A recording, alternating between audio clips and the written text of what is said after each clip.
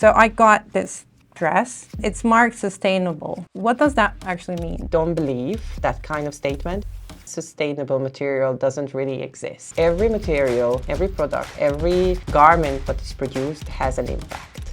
The reason the fashion industry is not data-driven, they say because they are creative. I strongly disagree with it. If the brand needs to choose between compliance and sustainability versus price, they would always choose price. They didn't have reason to care about these data. If I choose this, they would not use that much toxic. You don't use that much water. They would not use that much CO2 to produce it. And look, this supplier really investing in green energy. Being transparent is create trust. And it's not just trust with the consumers, but trust between the supplier and the brand. Innovation is coming. We can't stop it.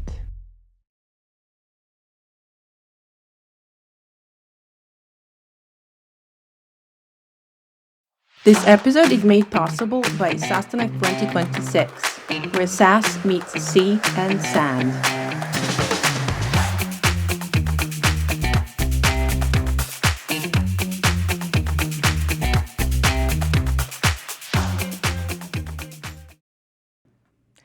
Fashion is one of the world's most opaque industries, built on broken data, disconnected teams, and the comfortable assumption that no one will ever look too closely at where a jacket was actually made.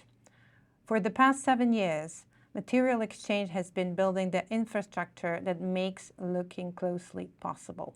So this episode is a story about how technology can help the entire fashion industry become transparent and why we should all care. Here to tell us that story is Dóra Lality, co-founder and chief legal officer at Material Exchange. Welcome, Dóra. Wow, nice to have me. Hi. Yes, nice to have you. Very nice to have you. Yeah, thank you for inviting me. Yeah, it's a pleasure. When I heard your story, I thought, oh my God, we really need to tell this from your perspective. You've been in the trenches for so long, so we definitely need to tell the story. And I hope we're going to get this right and get this interesting enough. So I got this dress. And nice one. Yeah, thank you. It's actually quite old. And it's marked sustainable. Okay, so what does that actually mean? So you're going to read a lot of data and a lot of news on I think on different news channels discussing about that the fashion industry is moving towards sustainability. And they also sometimes make statements that some of the selection what they make are sustainable.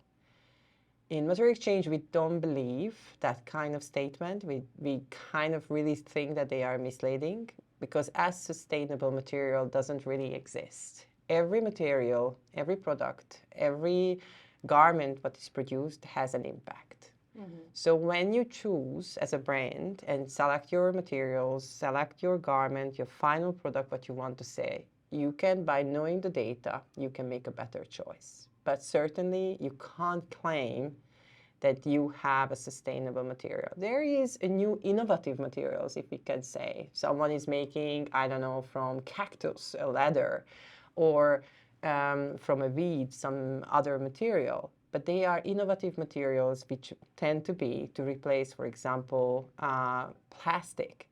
But it doesn't mean that they don't make impact or they are not really have some CO2 emission or they don't need to transfer from one place to the other or manufacture it. It just means that they try to do it in a better way. Mm-hmm. So what we use as a term that you can make a better choice, less impactful.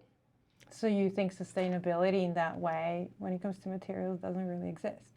No, I think that what it exists, as I mentioned, by knowing the data, you basically looking in the data, you have every offering and of course what you need for the next season. And then based on that sustainable compliance data, you can look that, oh, if I choose this, they would not use that much toxic. You don't use that much water. They would not use that much CO2 to produce it. And look, this supplier really investing in green energy. They put solar panels on the top. They really emphasizing the water consumption. So that's why the material, what I'm choosing, is much better than if I would choose the, let's say, some old-fashioned way created materials. Before we dig into the data layer and the data problem, you spent 7 years in the fashion industry as a lawyer turned co-founder. And when you meet a new person at a dinner party and you introduce yourself and you tell a story about what you are doing, what's the version of that story that makes them lean in and open their eyes and listen? I don't know if I ever reached that. I think it doesn't matter which industry, the supply chain itself is very complex, extremely complex. It doesn't matter if you create a car, it doesn't matter if you're going to make a garment, it's very complex. I think that one garment sometimes, before it gets to the final consumer, at least going to reach 5 or 7 different countries, because you get the material, you get the zips, you get to the layer where it needs to be manufactured, being put together. So the people leading in, because there is, in fact, very little for average person who is not working in the supply chain to understand the supply chain, the impact of supply chain. So the people find it at first very complex when you start to talk about, but it's also very interesting, like, oof, I didn't know that, oh, so that's why we in Europe don't make, for example, denim material, because it's so toxic. So you're gonna go in others, not necessarily need to be toxic. There's a lot of good suppliers in Pakistan, in Bangladesh, in China, who are making waterless denim. But really, this is all about innovation. So people don't know about this. And by hearing different facts about that, they are really interested, like, oof, this is good that you guys are doing it. So I think it's more about people just think that I just go in a shop and buy that. Maybe in a neighborhood someone did that. But in reality, this is a very complex point of view. And what are you guys at Material Exchange trying to do right now? What is it that you're building? So we are trying to build a layer where the brand is able to see all the data from their supply chain. So you can say we are digitizing the entire supply chain. So no one ever tried to do that before? It's a lot of people try to do it, and I think that a lot of people failed during this journey. Our competitors, we were always very close to each other. Honestly, we were going to dinners and sometimes crying together, like how hard it is. But the reality is, I think that acceleration about transparency, acceleration about this data structure has 2 components. First, government. Europe, legislation, really acting on it, asking you have to be transparent. You need to know the data that's going to enable you to manage your supply chain.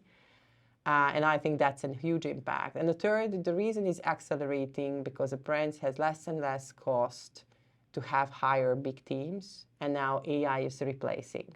But AI to work, or any workflow to work in AI point of view, you need data. So what type of data are we talking about specifically? For sourcing purposes, there is, of course, a very complex process. But if you think about that, there is a sourcing layer when you want to validate the supplier. So is the supplier factory? Where is the factory? What kind of energy use? Making sure that they don't use child labor, making sure that they don't use toxic, making sure on a lot of things. So you validate the supplier, you validate capacity, validate that they can deliver really the product, the time that you need. That's one point of view. And the second point of view, then you need a price range, what you can get that material or garment. So compliance data, price data, quality data, and also the design trend point of view that it's really for Generation Z, but Generation Z in America, which is totally different than Generation Z in the Asia. So it's a huge complex, but once you have a data layer, designers, product development, sourcing team are able to work together today to deliver the product, the time and the price what they need. You just said that the fashion industry is actually a very, very complex system, right? So if someone orders or wants to produce a million of dresses like this, because I can imagine that's the quantity out there. Not so for every brand. What actually happens, especially when it comes to fashion industry, fast industry, right? Yeah. Fast fashion. What actually happens between the moment that, okay, they have this idea of a new design, we're getting everything ready for the new collection, and until the moment this shirt or this, dress is and ends up in a store, just to give the like visuals. The visual people. chain. So it's again, brands, the way how they operate on a process point of view is very different if one is a small brand, a middle brand, or a big brand. That's why I said like a million companies. The million companies. Okay, right. So if we're targeting the huge brand, they normally has already kind of integrated manufacturer base. And when the designer creating the designer brief, then they are sending that brief to the manufacturers. Now, there is two type of brands. One who is really care about who is the supply for the material for the garment. And the second type of brand who doesn't care. So just give it to this brief to the manufacturer, say, bring as you want. And the manufacturer is independent, so it's the not manufacturer is part of the absolutely independent, right. And the manufacturers is actually, I think, in some cases, the worst position because they are the ones who was responsible before the legislation, almost for everything. The quality, the quantity, the time, the price, everything.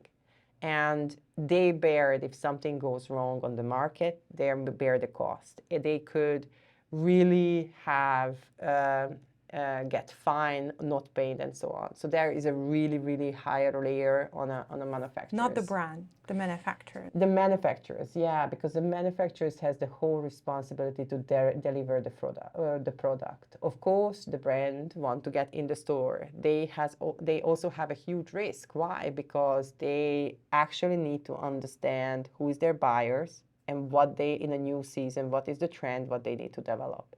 However, so if the brand has a close supply chain, they know the manufacturers, and they ask the manufacturer to basically make visible all the supply so that the brand really understand where the cotton, where the material is coming from, is there any problem, compliance, anything. So that whole process is followed also by the brand.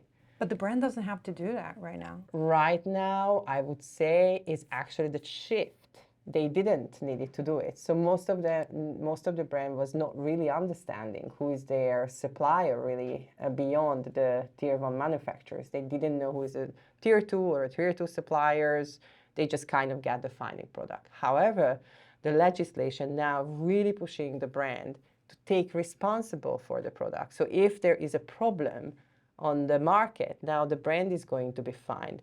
And they, with the product passport, for example, they really want them to demonstrate that they understand where all the components, all the materials is coming from. So they have to know who is the supplier. Yeah, we're going to talk about that specifically at the end of the conversation.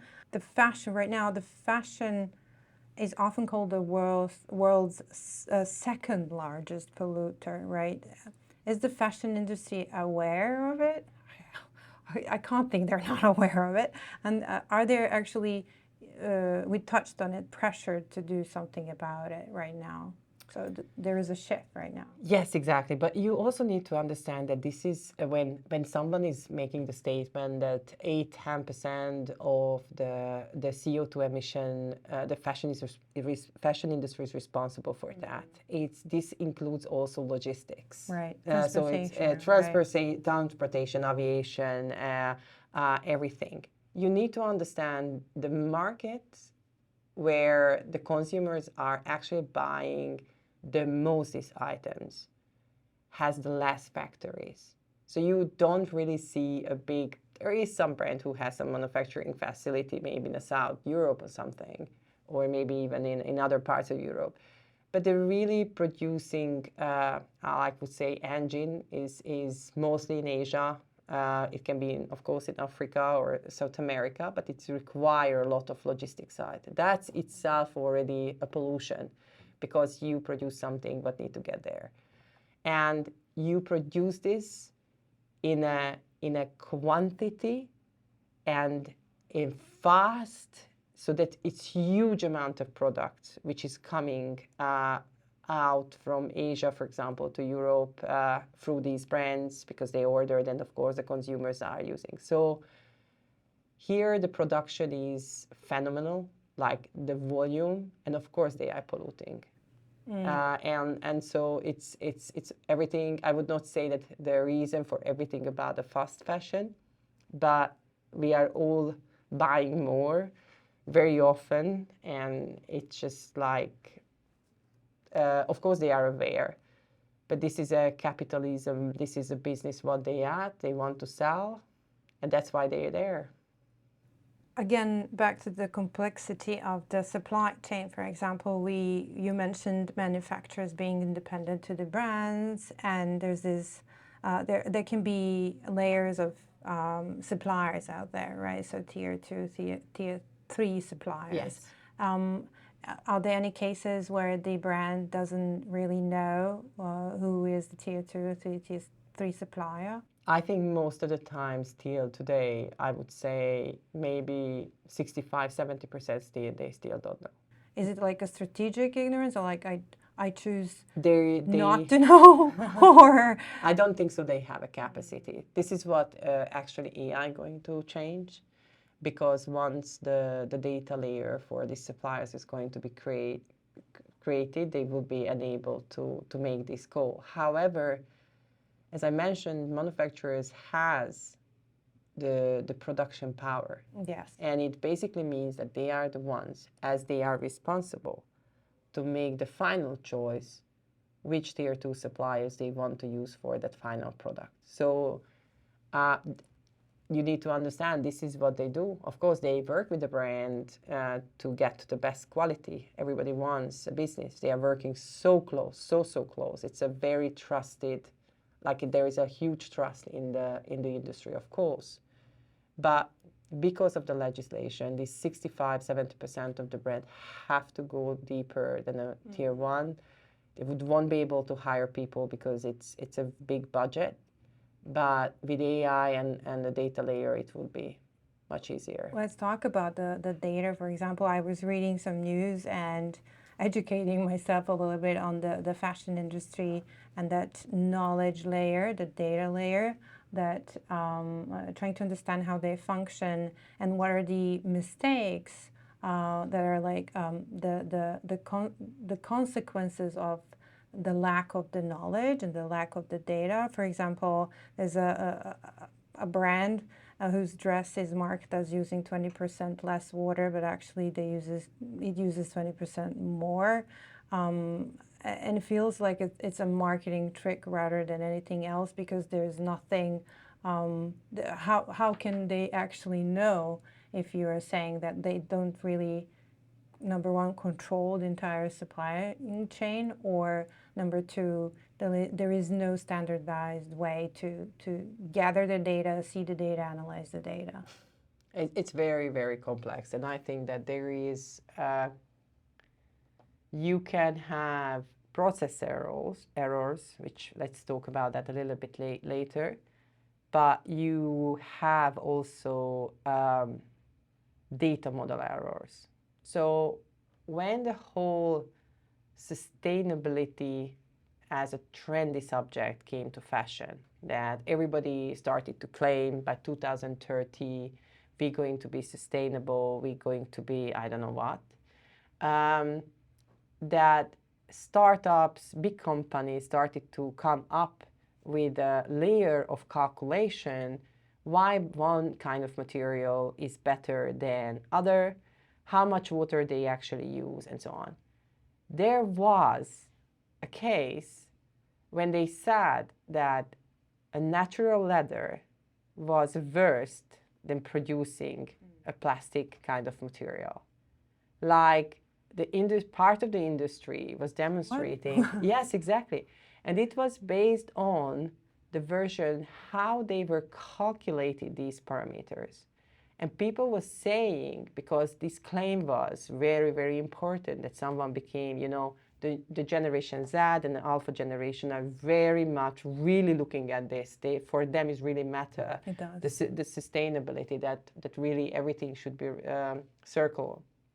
So they were looking at these data models and making these claims.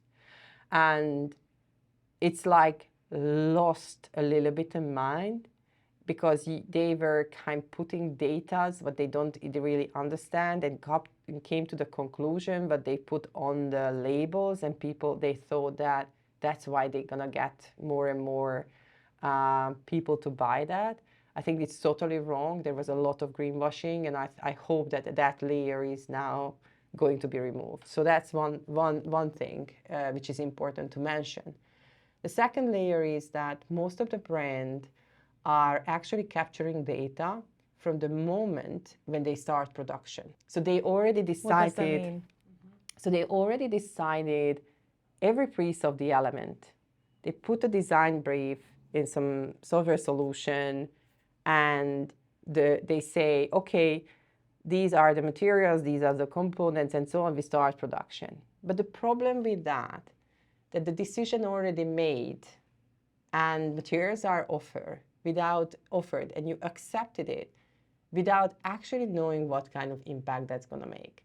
So what Material Exchange and my company do, and not necessarily anyone you need to use our software, but the logic should be for every brand, that before I make a decision, I have to see and compare material product to product, seeing is there any better choice, how the price is going to be affected, how the compliance is going to be affected, and to connect that with the production. So make a decision by really understanding the data and then start the production. Not kind of like, okay,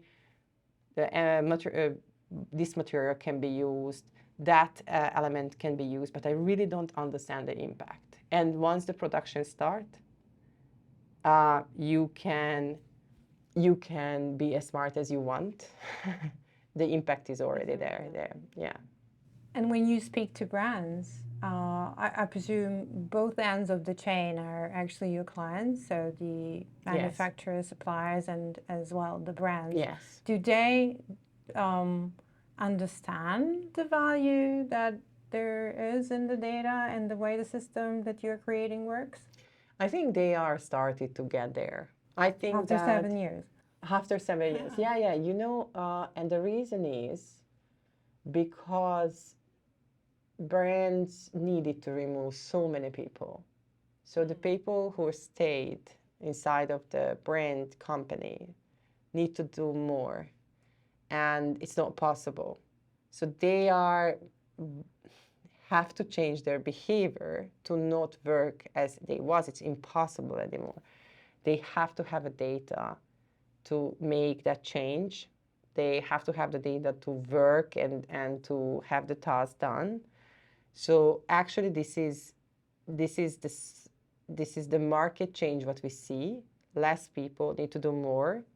So they are kind of making, okay, we can't travel to China, we can't do this and that. So let's just have the data here. Let's see. And by seeing that data and having transparency, they're actually going to make changes as well. So it's as bad as it is, the situation as good is going to be for the industry, moving towards the data. And when the brand is really trying to choose the type of material, the way it's produced, I don't know, the non-toxicity of it, or choose somewhere closer but within the price range to eliminate the pollution levels, CO2 emission, is that a brand truly understanding the negative potential impact that they're eventually making and wanting to make better choices? Or what I'm trying to say is this like a marketing / branding choice, or are they pushed by that and see it as a great potential to differentiate through a story, or are they pushed by legislation? Because you said the change is coming. We're going to talk about the legislation and the change, but what you think is pushing the brands to rethink, value data more? Value data more. So I think before there was, it's my opinion, there was almost impossible to make choices, really knowing what is your choice. The only choice was, I need this product and it can't be more than €2. I understand the choice when it comes to color, the quality of material. Yes, but there was no consideration. There is no consideration on the compliance or sustainable standpoint because there was no data. So what happened in most of the brands is that once the selection and the season collection done, then they collect the data. Mm-hmm. Of course, they know data about the supplier itself, like what kind of supplier, or if the supplier has all the certificates what they need. And I think the brands are doing more and more job. What pushes them to? It's just legislation. Just legislation. That's yes, but if you ask me today, mm-hmm. and I'm not on anyone's side, if I may, but if the brand needs to choose between compliance and sustainability versus price, they would always choose price in this moment. And the reason is because the market is so tough. And even, I think that there is a lot of good brands who wants to make a change, but they have to be staying in that price range what they can afford. Otherwise, there would be no business or no brand. So it's a very tough choice. It's a very, very tough choice for everyone. When we talked about the material exchange road, you've said the biggest enemy, the problem is not a competitor per se. It was the way things are done. What's the one piece of how things are done that if you could, you would rip it out tomorrow and it would make the biggest change in your case? It would be much, much easier to bring the change in the industry. So I think that the mindset that the reason the fashion industry is not data-driven, they say because they are creative. Right. Yeah. So, but I think that I strongly disagree with it. Just because you're knowing the data and the impact and every layer of your product and where it's coming from, it doesn't actually hit on you on the creativity side. In a big brands, you have designer team who doesn't actually do the sourcing. So I think these kind of old behaviors and old statements need to really change and shake up. Literally, you can't. It's the same thing. You can choose to go to New York City with a horse and a cabbage if you want, because you were doing it in an old way and it's nice. And I would really love to go there in New York in a Central Park and with a carriage. But we're going with a car and a plane. So things are changing fast and adopting. And some of these adoptions are certainly for a good thing. So I would not use this excuse and really start to navigate and be data-driven and really look into it, not just on the surface, but deeply, like what I am, what I'm creating, how I can impact in it, and so on and so on. What are the top three values that brands and manufacturers would gain from the transparency? I understand the consumer side. Me as a consumer, I would really love to see, is this really cotton? Where is it coming from? How much CO is out there, water used in creating this garment, and it would help me make a better choice. In terms of brands, where you said the competition is hard, the pricing, at the end of the day, in most of the cases, everything boils down to pricing. If you ask the brands and the manufacturers, being transparent and understanding the data, in the fashion industry, what are the three main benefits for them? Why would they make that change? It's hard. So maybe I would form the question a little bit and answer in a different way too. Have you ever checked the label of what type of material you're using? Always. Always. Do you think that your mother or grandmother checked the label, or did they exist in that time? I think my grandmother made her own clothes, to be honest. That's good for her. Good for her. I had a second-hand shop when I was 15, so I started early in this. But okay, let's say your mother. Do you think that she was checking like if it is 100% cotton or something? Like, can you imagine that? Let's say no, but I know she did. But let's say no because so let's say that I think that most of the people actually did not in a later, earlier generation did not, and I think that this is awareness of the humankind impact, which maybe for us is just still about okay, it's 100% cotton, okay, it must be good, but I think that Generation Z and Alpha generation for them is something what they're gonna live and breathe. So for brands to become the part of this change, the major benefit that they're going to be valued and they're going to be catched by these new generations, so they can catch the new buyer, I would say, journey. I think that for suppliers, if you are the first who is innovate, where the brand can rely on the data what you produce, that they can get better. The brands can get better because of your data telling the story. And I'm working with you because you innovate. You're going to have better relationship. You're going to give better businesses.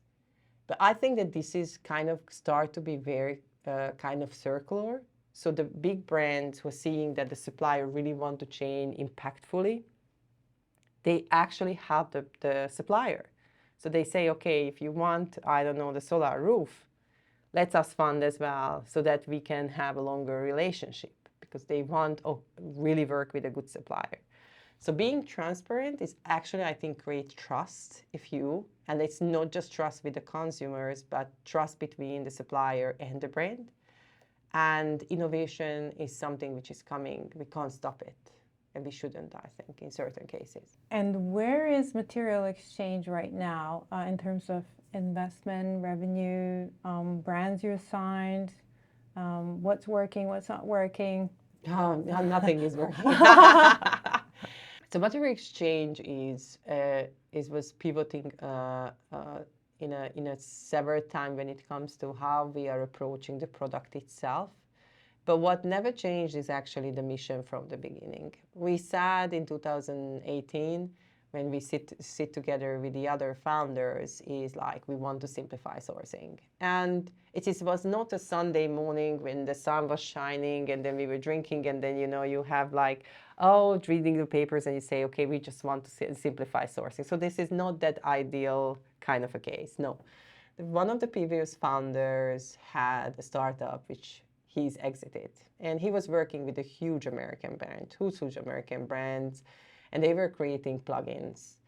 And that company was exited with another, bought by a big American listed company who's working very closely with the fashion industry. And then they started to collaborate, the acquisition was closed, and there was an idea, we need a new startup, guys, because there is a layer, the data layer, no one could crack. What if you would do that?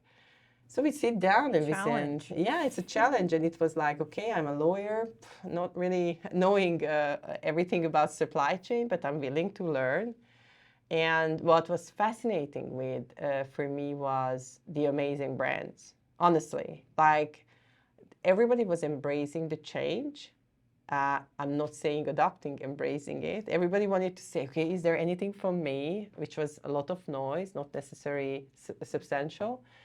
But then we started the journey. We work with the amazing brands, and we work with still, like, we have brand from Europe, one of the biggest group, where we are working with them 7 years on digitizing some of the part of their supply chain or the digital product creation.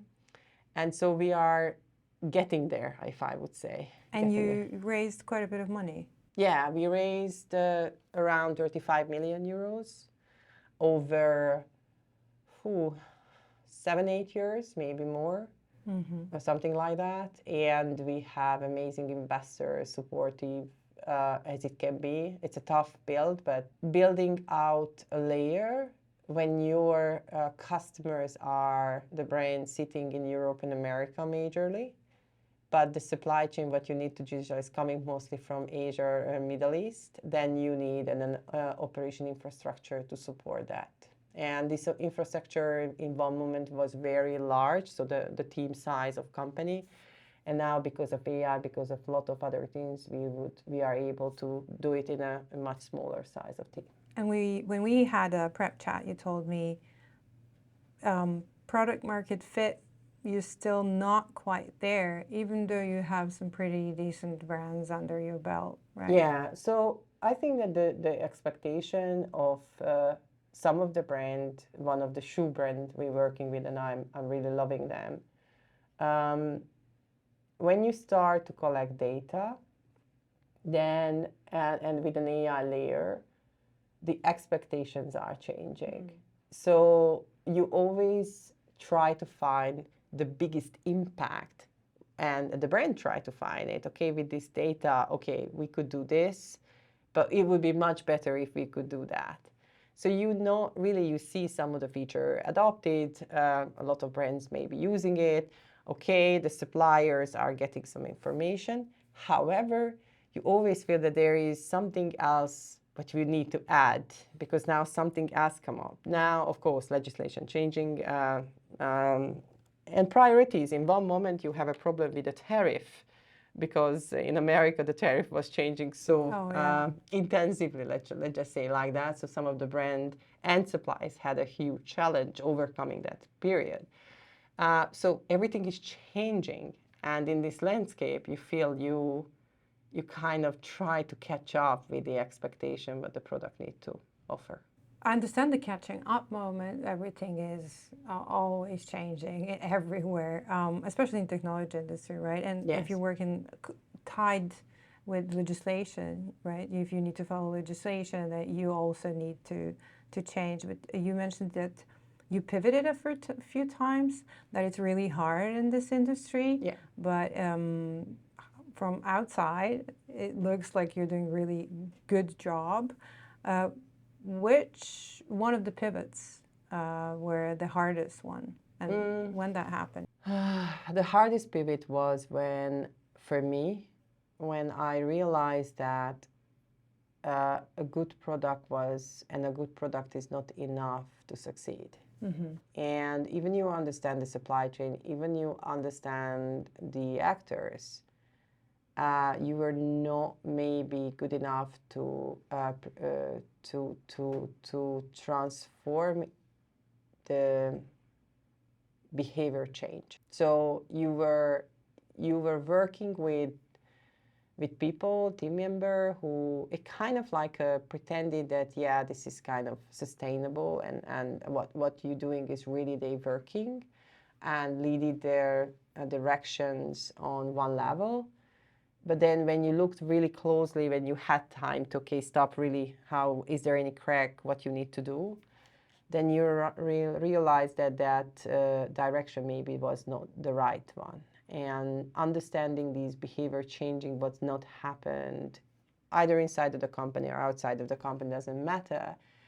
That's where we realize that we have to pivot and truly focus on brands, and the brands going to start to work with the suppliers to make understand that they have to have a data and so on and so on.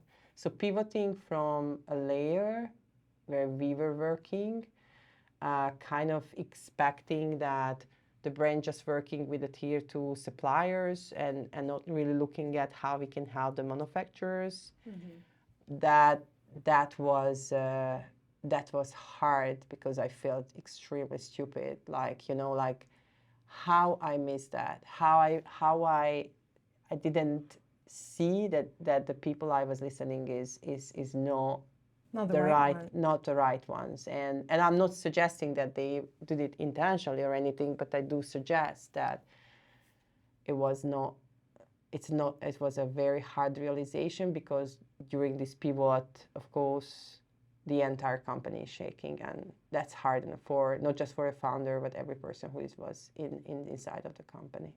And material exchange, the data layer that you're building, is going to help the fashion industry with the transparency that they need to have to make better decisions, pushed by legislation, pushed by whatever decision, whoever is pushing for that decision, it's great.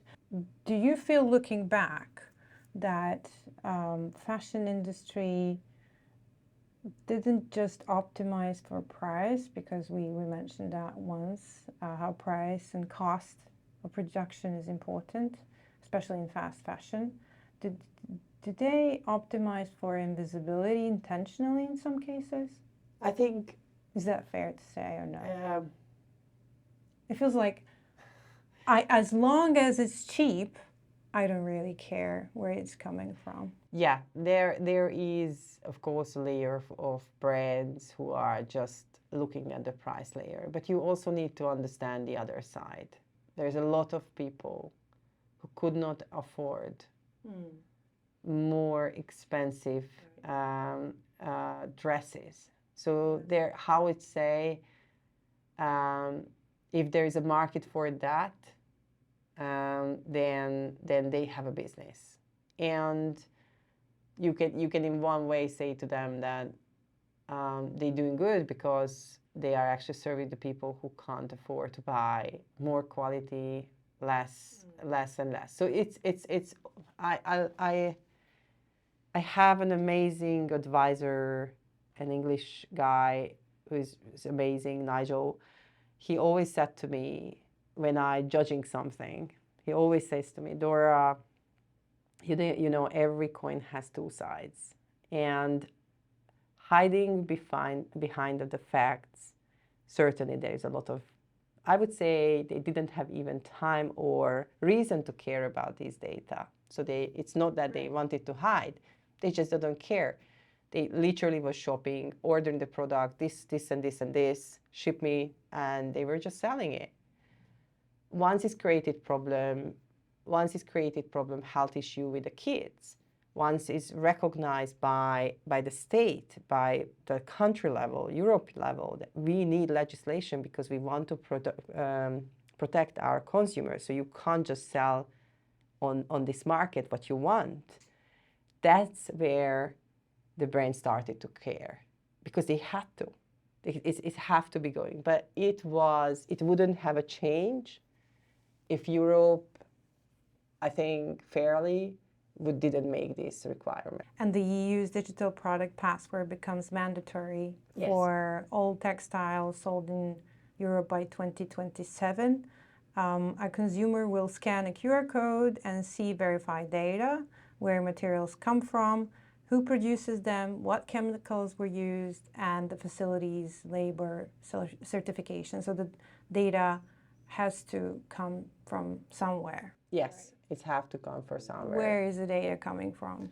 It's coming from the supply chain, and this is data. What we talk about is going to be connected with that. And you also need to understand. It's going to be in your platform as well. Yeah, we are working with brands to verify what is the sourcing and the verification data need to look like and to leave on the platform. We are not a product passport creators, but we are basically the catalyst to have data, which is going to production, and from production to get to the consumer, the data layer. I think you also need to understand where a lot of brands nowadays are talking about, can they do secondhand, you know? Or what about recycling? Now, you need to understand, I don't know where is now the percentage of recycling, that maybe 1 or 2% of materials or products are actually recycled. Very low. Very low, exactly. On the other hand, when it comes to the secondhand initiative. Some of the brands really started to do it, especially in Europe. In Stockholm, they are building now a big mall where you can all just sell, secondhand stuff. So there is, of course, a need to it. But there is a question: how are they going to identify that shirt, what they are asking the consumer, that we can take it back and then resell it somewhere else, that it's really that? Like, how that they're going to be labeled, but how they don't know how it's fake. So really understanding the layers. Maybe in some cases there is technology when they are sewing in some kind of patterns in the cotton, so all the material, so that they can't be replicated. But which of these solutions is going to be scalable? Because you need to understand every solution, what is there, if you add some patterns or anything, how they can become recyclable, what type of materials is actually recyclable. How are you sourcing your data for your platform? We are basically working with the suppliers. It's a very, very complex data. There is two sides in it. First, you are able to collect verified data structure. So, for example, you collect audits, test reports, because some of these all the materials have to be tested before it gets to production. And they're happy to share that? They have to, because a brand, if the compliance layer wouldn't be, the production could not start. So that you have to have the product tested, and I think that's really starting to be flowing very much. And then you have data around the product, but the supplier is giving to you what kind of product, how many the percentage of recyclable, what did you add, how it created, stretching level. There's a lot of data is coming there.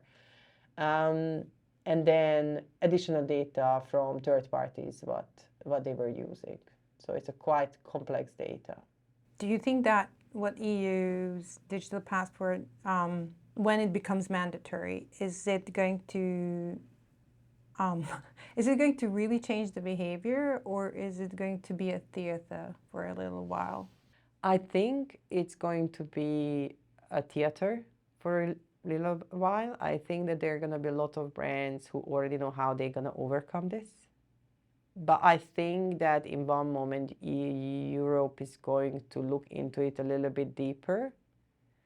And it's all about creating, protecting the consumers. Yeah. And in one moment, Europe going to taking it seriously, not just with food, but also what we are wearing. The legislation is going to create a baseline. There are going to be brands who are going to be below the line, and they're going to be brand who's going to use their branding that they are way above the line. And that way above the line is going to market people who are going to be a Generation Z and sustainable mindset. But certainly there are going to be a baseline.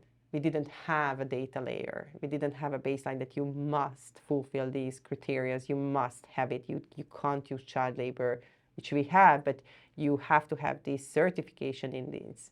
So the baseline going to be higher, and it means that the quality of the produced materials, garments, is going to be much better. So at the end game, for the consumers, this is actually going to be good.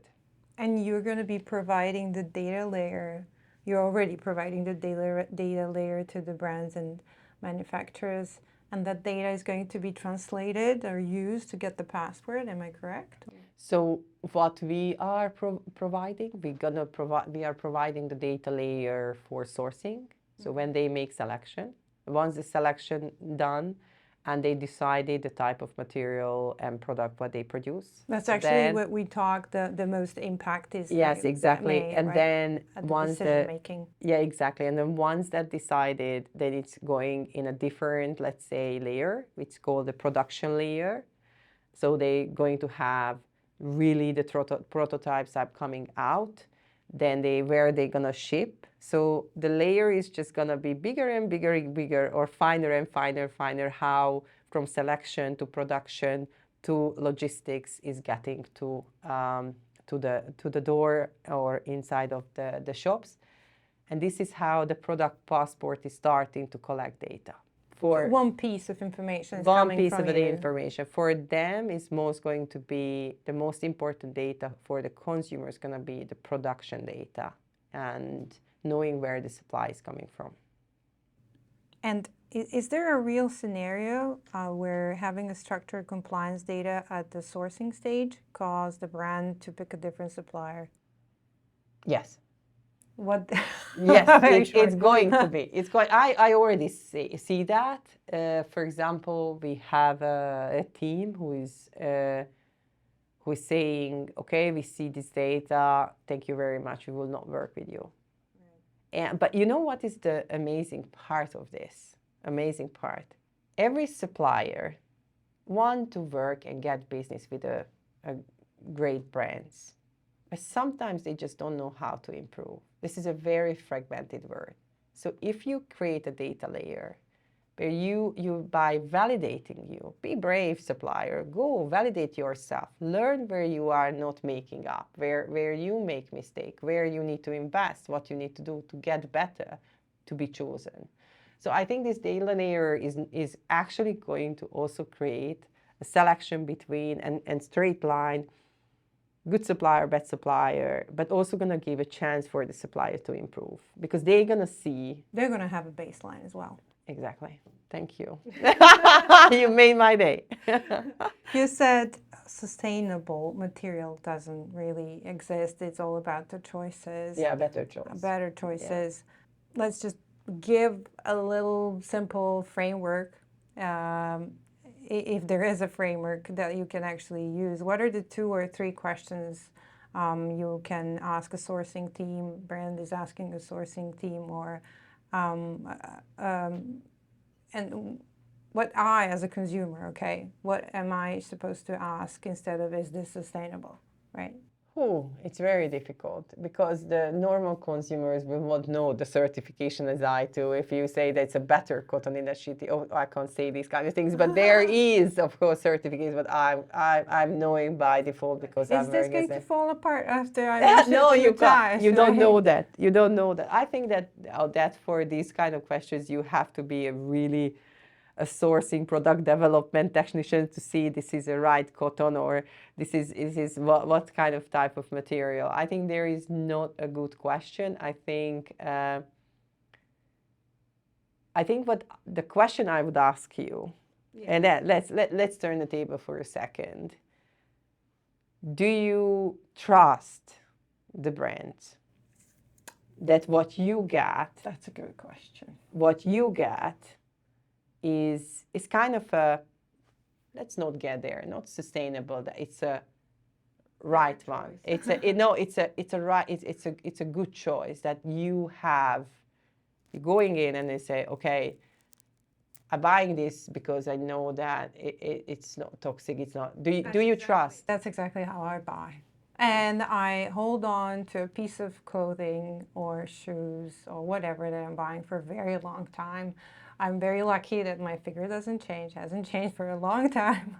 And I really, really hold on to that piece of clothing. But you trust that brand? I trust the brand. That's how I choose. I trust the brand. I pay a little bit more.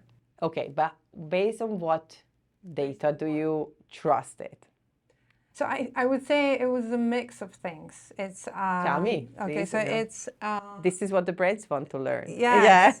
Yeah. So it's how they market themselves in terms of how do they make me feel, not what they say. How do they make me feel? How the brand makes me feel. That's number one. Like the first impression, where you're trying to date someone, when you meet someone. Okay, like how do you make me feel in your presence? And then I walk into the store, and what I do as a shopper, like I touch stuff. I touch every single piece of clothing because my mother taught me how to choose good clothes. I think why I go after not very cheap and fast fashion brands is that I'm quite aware of the toxicity that can be in specific materials. So I really want to stay away from that. And then I make a conscious decision, okay, I'm mostly not buying in the fast fashion stores. I go a little bit up market. And then I touch everything. I look at the label. Number 3 is the past experience. Like, because I'm wearing a piece of clothing for a very long time, did the shirt that I buy at this particular brand change the shape or the color, washed away, whatever happened in the past 5-10 years? If they stayed the same, I'm going to go back to that brand and buy more stuff. That's how I make my decisions. Okay, so just a little bit to get into it, because I think it's for me, it's very, how I would say, excited to hear this. So I think that it's very valid from my point of view when you see how your clothing behave previously, that you washed it and it lasts for a long time, to go back to the same brand. Mm-hmm. But how make them feel you in the sense of the branding, and because of the price, I would not maybe suggest you to follow that path. And this is exactly that. How you, just because they have a good marketing, people think that it's much better for me, because they know what my taste. They say me the right thing. It's a good thing. But I'm going to say to you that I can even go in a supermarket, like for food, and I would buy there, for example. I actually buy there as well. Yeah. So right. I would buy there a T-shirt, which maybe cost, I don't know how much, but I see a certificate on the right side, which tells me about, because I understand that. Oh, right. So for me, teach me. Yeah, no. But this is it. This is about the labeling. How I hate these labeling things. I would not say hate, but I don't like, because I think it's still not strong enough for change. It's a good, because you understand that the consumers, it's like making a decision on saying, oh, this apple looks like that. Maybe inside the apple is, it's like already like, blah. Yeah, but rotten, yeah. So, but it's interesting, because I'm very rarely actually asking this question from a consumer, like what builds you trust to buy from that brand? And it's interesting, because my trust is different than yours, and we need to educate people on why with this label. I should go more into supermarkets. No, I didn't. There is a lot of good quality materials. I think, of course, in a higher upper brand, what you can do, very nice ones, and of course, but I'm just saying that also from a cheaper standpoint, you can also find a very good materials or T-shirts. But the trust is very important. Yes. And that's what I was telling you, that the transparency is going to create trust, which is basically make the buyer buy the product. And that's why we are talking here, right? Yes. Because of that, I love when I see the technology is really capable of bringing a huge change. And I feel like this is a real change that has to come. Okay, it's pushed by legislation. That's really, really good. But it's a great feeling to be in a position to bring about that change, yes. Isn't it? Yeah. And like even today or 5 years from now, do you think consumers will generally refuse to buy products without digital traceability? No. I don't think that everybody has a choice. It's about buy everything. It's like buying food which is higher quality. Not everybody can, but again, it's about the baseline. So let's believe that the baseline is going to be with this new EU passport going to be created. The people going to be educated, and people will be buying great products, even if it is not going to cost a high amount. I would love that. I really, really love that, to get to that baseline and for everyone. But I think the brand wants that as well. So I'm cheering for the industry to be transparent, to be brave enough to be transparent, because I think that they would actually not lose anything. I think actually they're gonna gain so much trust, and trust gonna be people gonna go and buy. So. Dóra, thank you so much for this conversation. Oh, very welcome. I so enjoyed it. Thank you. Thank you. I'm happy. Actually, I always think about it. Like, are the guests going to enjoy the conversation? Because it was fun. Yeah, I think so. It's informative, and I really think that we should put this somewhere out there, even if like 10 people watches this episode. It's going to be enough. Maybe we're gonna spark. But there's going to be a spark out there to motivate someone to do a change, to make a big change. Let's see. Let's see. I'm at the video.